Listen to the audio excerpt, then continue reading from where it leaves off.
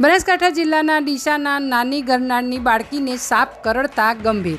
ડીસા તાલુકાના નાની ગરનાળ ગામે પોતાના ઘર નજીક રમી રહેલી બાળકીને કોબરા સાપ કરડતા ગંભીર હાલતમાં ડીસા ખાતે સારવાર માટે લવાઈ હતી, જ્યાં તેની હાલત ગંભીર જણાતા તેને ધારપુર મેડિકલ કોલેજ ખાતે રિફર કરવામાં આવી છે।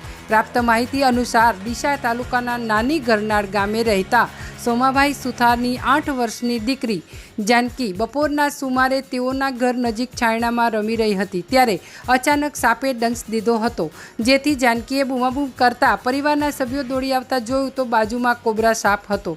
જ્યારે જાનકી ધીરે ધીરે મૂર્છિત અવસ્થામાં જઈ રહી હતી, જેથી સાપને દૂર કરી તાત્કાલિક 108 ઇમરજન્સી વાનને જાણ કરાતા 108 દ્વારા તાત્કાલિક ભીલડી સામૂહિક આરોગ્ય કેન્દ્ર ખાતે સારવાર અર્થે ખસેડવામાં આવી હતી।